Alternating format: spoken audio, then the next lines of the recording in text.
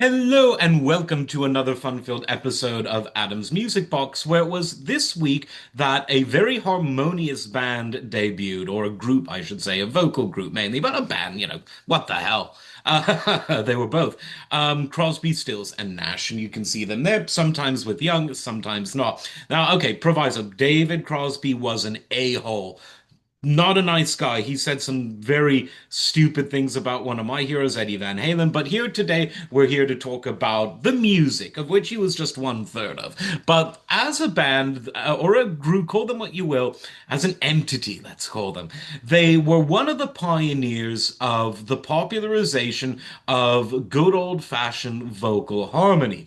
Now, in pop music, we've had the barbershop quartets, we've had doo-wop, and then it seemed as though harmony sort of retreated. In the golden age of pop stars, the Frank Sinatras, the Perry Comos, the Dean Martins, the Andy Williams, the Victor Moans, you don't have a whole lot of it.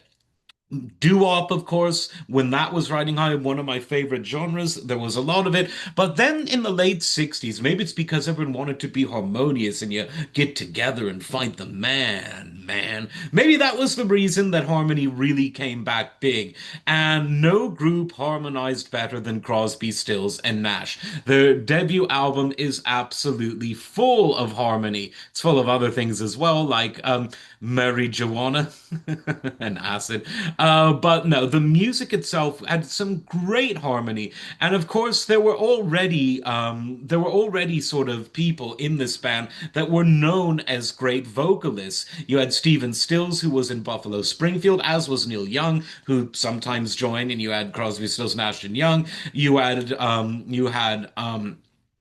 David Crosby, who was, of course, in the Byrds, who were, again, even before CSN, a huge pioneer of that sort of harmonizing 60s sound. The Turtles, they did some great harmonies as well.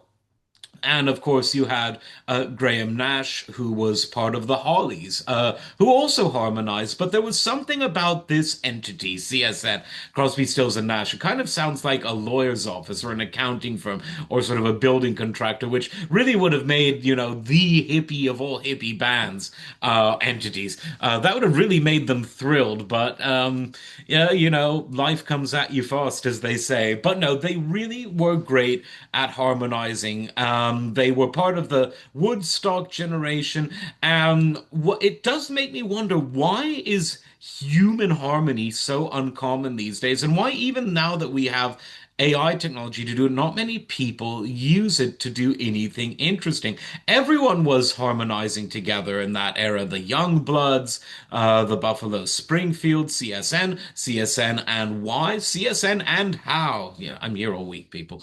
But yeah, it was a really good age for harmony. And if I had to put my finger on one band that really made it their absolute calling card, it would be Crosby, Stills, and Nash. They had some really great songs as well. So check them out if you want to hear how harmony ruled the airwaves in the late 60s and early 70s. As always, like, subscribe, and we'll see you next time. Take care.